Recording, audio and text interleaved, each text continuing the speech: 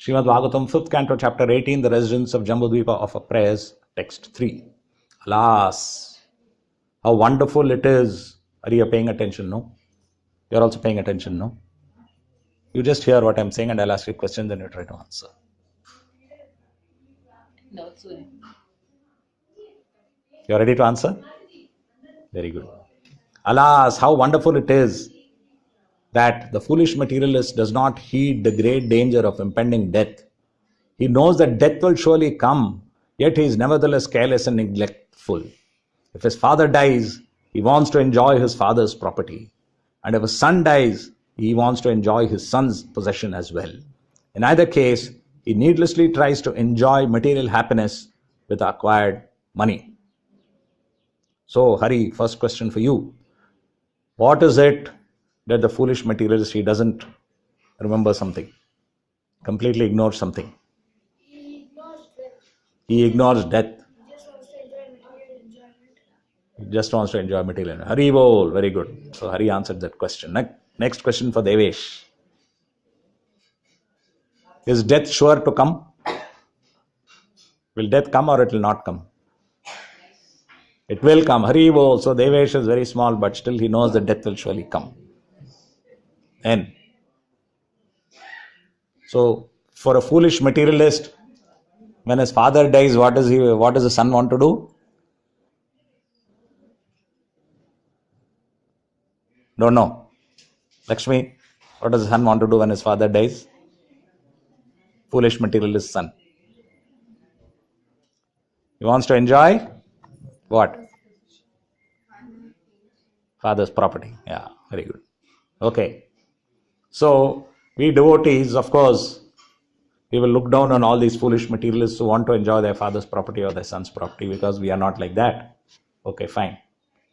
But what about this question that are we always heeding the great danger of impending death?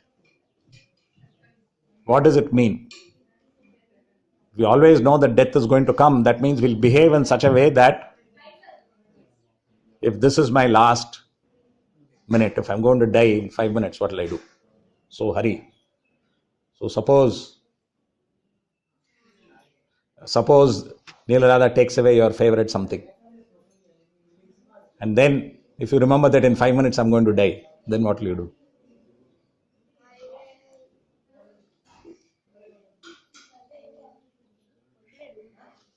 Grab it. No, what will you do about the thing which Neelarada has grabbed something from you, your favorite possession, but you're going to die in 5 minutes?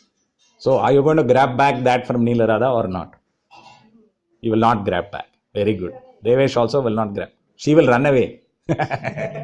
No, suppose she doesn't run away. She's standing over there, she's grabbed it, she's kept it. You don't care. Hari bol. So you're always detached. When she grabs, you don't mind. Only if you're going to die in 5 minutes. Okay. So that is very good. So Hari is very aware. Devesh also is very aware that if you're going to die in 5 minutes, then please come again. Vaibhavi's nephew. So, if you know you're going to die, then everything you do will be different. Like the normal instinct of children is if their sister takes something or the brother takes something, they will fight. But if they know they're going to die, they will not fight. Correct? Yes? I forgot her name. Tanvi. Tanvi, yes, Tanvi. But of course, her sister is too small. So she's very confident. She fights. Okay, so her tiny little sister fights with her. She's 1 year old, no? 2. Like Aradhya, yes. Yes, Aradhya. Aradhya, she looks to be 2-3 years old, but she acts as if she's as old as Neelarada. Okay. Neelarada's training, yes. She will keep children on the lap and then she will say, she will preach to Neelarada not to fight. That's what she was doing in the bus, anyway, in Bangladesh. So, this is what children will do. They will fight. And maybe other children will preach to them sometimes. But, and similarly, adults, they will be so anxious about so many things. What will happen to me? And therefore they'll give up thinking of Krishna. They'll give up thinking of Krishna, and in the priorities, Krishna will come down. But if they remember that I'm going to die any minute, no one knows when they're going to die. We know how many people die unexpectedly. In this building, we had someone, and then suddenly in the morning, they were talking to him. He went somewhere on his motorbike, he got a heart attack and died. He was just in his 40s. Yeah, bus fell down in the valley all the way. So, like that. And then sometimes some people are going, a bus, a terrorist will come and he will shoot them. A train will go, he'll be traveling, he'll have an accident. Or suddenly someone is sleeping, he's young, but he gets a heart attack or stroke and he dies. See, air crash accidents, can happen, but also nowadays we can die at any minute. 20-year-old, 21-year-old, also they get heart attacks and die suddenly. So everyone should be ready. And if they're ready, then no problem. Yeah. If they're ready, then what will they do? Then they'll always be making sure. Because if you know you're going to die, then the only thing which is important is, what is the only thing which is important, Hari? So Hari, of course, from the time he's a baby, he's been in KC, so he knows all the answers. So Devesh also knows, isn't it? Most important thing at the time of death is to go back home, go back to Krishna, correct? He didn't say to my father's house. So Hari, Devesh also knows. He also from a small age, he's been in KC. Tanvi also knows, correct? Lakshmi also knows.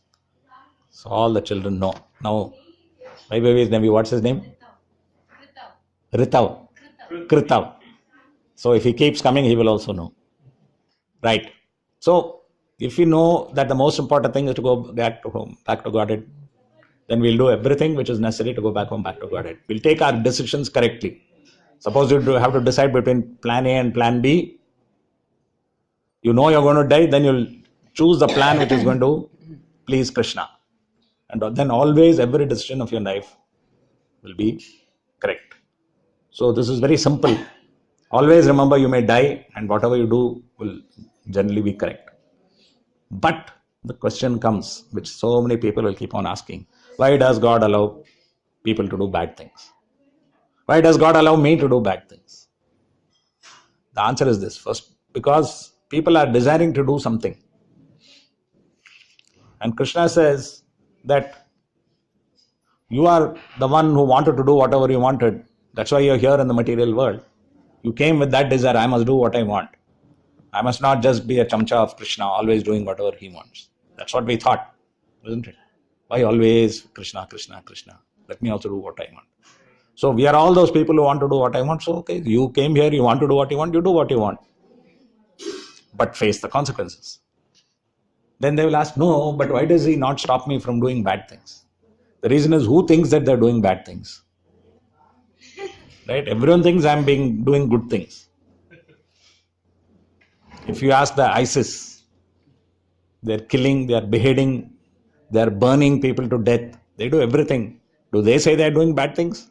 On the contrary, they're saying I'm doing wonderful things and Allah will take me back home, back to Godhead for burning people, for killing people. So that is their justification. So like that, everyone will justify bad things. So Krishna says, okay, do. You face the consequences. And also, if you do bad things to others, they are facing whatever they deserved, so they got it.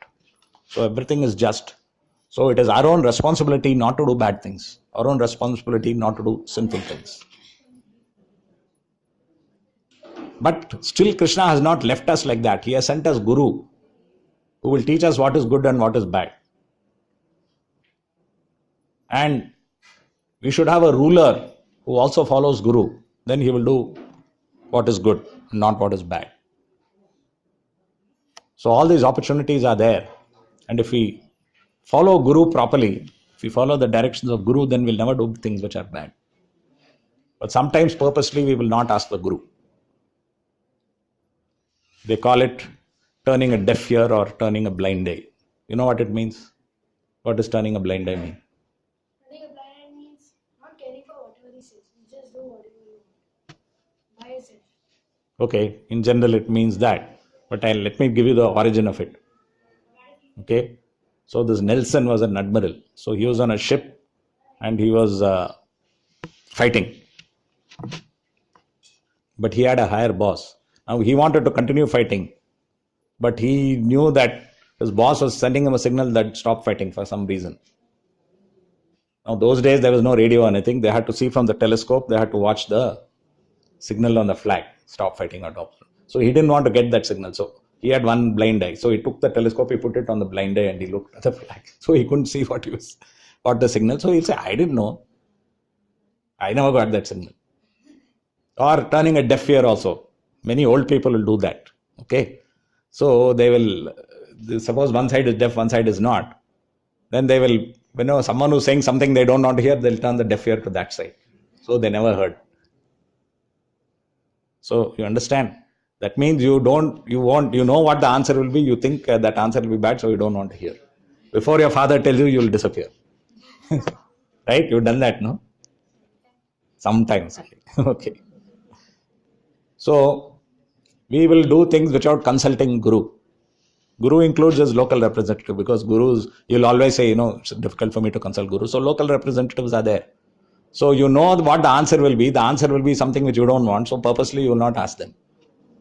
And then so that is called turning a deaf ear or turning a blind eye so that you don't want to hear.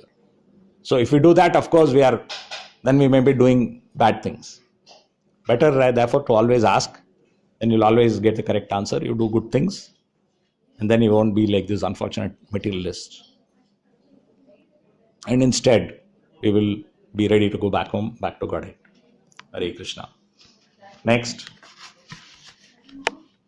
Thus ends the commentary to the Srila Bhaktivedanta Swami purports to Srimad Bhagavatam, 5th canto, chapter 18, the residents of Jambudvipa, of our prayers, text 3. Next we'll have the commentary by Prem Padmini Devidasi.